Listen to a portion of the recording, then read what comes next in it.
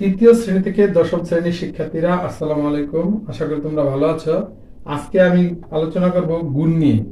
অনেকে আমরা তৃতীয়, চতুর্থ, পঞ্চম, ষষ্ঠ, সপ্তম, অষ্টম, নবম, দশম শ্রেণীতে পড়ি, কিন্তু যখন কেউ জিজ্ঞেস করে নয়ের নামতা, আটের নামতা, সাতের নামতা, তখন আমরা সেই নামতাটা পড়তে পারি না। বিভিন্ন রকম ভুল হয়। এই ভুল হওয়ার কারণ হচ্ছে আমরা যখন শিখি তখন একটু ভুল ক্রমে শিখি। কিভাবে শিখি? যেমন আমি দুইয়ের ঘরের নামতাটা পড়ে যদি তোমাদেরকে শোনাই। দুইয়ের ঘরের নামতা পড়ছি, যেমন দুই অক্ষে দুই। আমরা আঞ্চলিক ভাষায় অক্ষে বলি, আসলে দুই একে দুই অক্ষে বলি, তাও সমস্যা নাই। দুই অক্ষে দুই, তারপরে দুই দুগুণী চার, এই পর্যন্ত ঠিক আছে। দুই দুগুণী চার। এরপরে আমরা পড়ি কি তিন দুগুণী ছয়, কিন্তু আমাদের নামতা ছিল কতের ঘরের? নামতা ছিল আমাদের দুইয়ের ঘরের। আমরা পড়তেছি তিন দুগুণী ছয়। আমরা তিন দুগুণী ছয় পড়বো না, আমরা পড়বো কি দুই তিনে ছয়। শুধু দুইয়ের ঘরের নামটা আমরা এই জায়গাটা একটু ভুল করি, যে দুই তিনে ছয়, এতে করে এটা কোনো কি ভুল হইলো? না, ভুল না। যখন আমরা অন্য বড় নামতাগুলি পড়ি তখন আর সেখানে এটা মিল রাখতে পারি না। আমি আগে দুইয়ের ঘরেটা দেখাচ্ছি, তোমরা দেখো। দুই তিনে ছয়, তারপরে সব ঠিক আছে। দুই চারে আট, তারপরে দুই পাঁচে দশ। আমরা করি কি পাঁচ দুগুণী দশ। নামটা ছিল আমার দুইয়ের ঘরে, আমরা করতেছি পাঁচ দুগুণী দশ। আসলে হবে কি দুই পাঁচে দশ, তারপরে দুই ছয়ে বারো, তারপরে আমাদের হবে কি দুই সাতে, আমাদের হবে দুই, তারপরে আমাদের হবে কি দুই সাতে 14, তারপরে আমাদের হবে দুই আটে, দুই আটে 16, তারপরে হবে আমাদের দুই নয়ে 18, তারপরে হবে আমাদের দুই দশে 20। আমরা দুইয়ের ঘরের নামতাটা যদি পড়ি এভাবে। আর পড়ার সময় অবশ্যই, নামতা পড়ার সময় শিক্ষার্থীরা তোমরা অবশ্যই মনে রাখবে, আর যারা শিখাবেন তারা যদি এইভাবে শিখান, ওদের কর ধরে যদি আমরা শিখাই, এখানে কর যদি গণতে পারে, কোন শিক্ষার্থী যদি এক হাতের 20টা কর গণতে পারে সঠিক মতো, তাহলে সে আর অঙ্কে গুণ এবং ভাগ কোনোদিনও ভুল করবে না।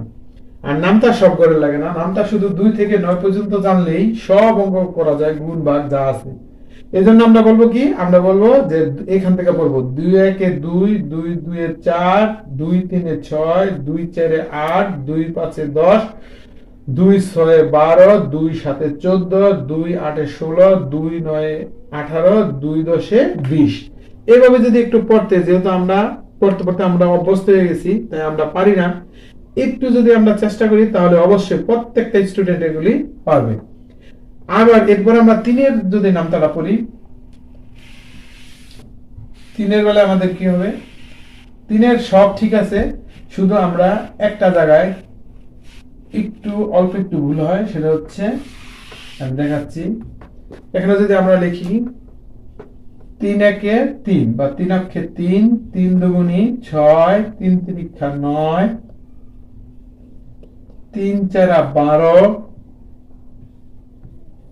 তিন পাঁচা 15, তিন ছয় 18, তিন সাতা 21, তিন আটা 24, তিন নং 27, তিন দশে 30। এই যে তিনের ঘরের নামতাটা, এটা আমরা একবারে 100% 100% কারেক্ট শিখছি। অর্থাৎ তিনের ঘরের নামতা পড়ছি, যেহেতু তিনের ঘরের নামতা প্রত্যেকবারই আমরা তিন আগে বলতাছি, তিনের পরে বলতাছি তিন অক্ষে তিন, তিন দুগুণী ছয়, এটার একটা ধারাবাহিকতা আছে। কিন্তু যখন আমরা সাতের ঘরের নামতা করি, তখন সাতের ঘরের নামতা গিয়ে আমাদের কি হয় আমরা একটু দেখি। সাতের ঘরের বেলায়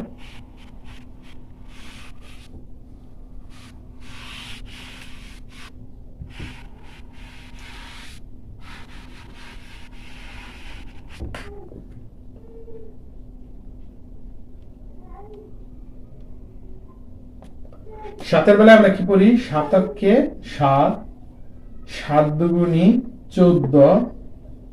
এবার আমরা পড়ি কি তিন শতা 21। আসলে কথাটা ছিল কি সাত তিনে 21, তিন শতা না, যেহেতু নামটা আমাদের সাতের ঘরে।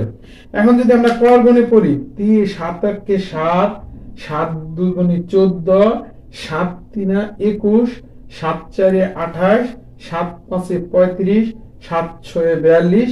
এখনো ভুলে গেল যে আমি কত ঘরে নামটা পড়তেছি, কয়েক ঘরে আসলাম। এই যে আমাদের 6-এর পরে আছে 7, তাহলে 7-এর নামটা আমরা পড়তেছি 7 7 49। তাহলে সে গণে বের করতে পারবে। এরপরে আমি কত 7-এর করে নামতে পারতেছি, মুখে তো 7 আছেই।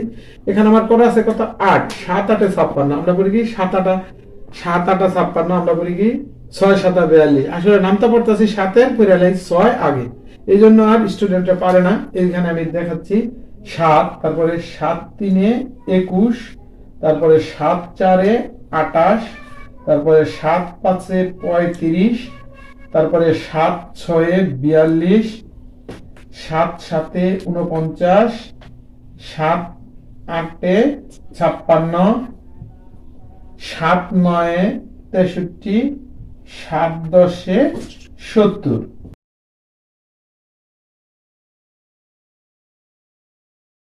এইভাবে যদি আমরা প্রত্যেক শিক্ষার্থীকে শিখাই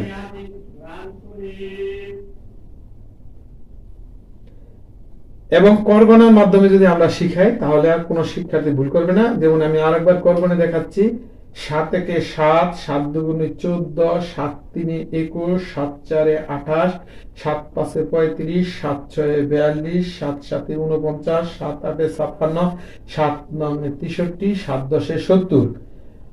যদি কেউ এভাবে শিখে, তাহলে গুণ এবং ভাগ সে এই জীবনে আর ভুলবে না।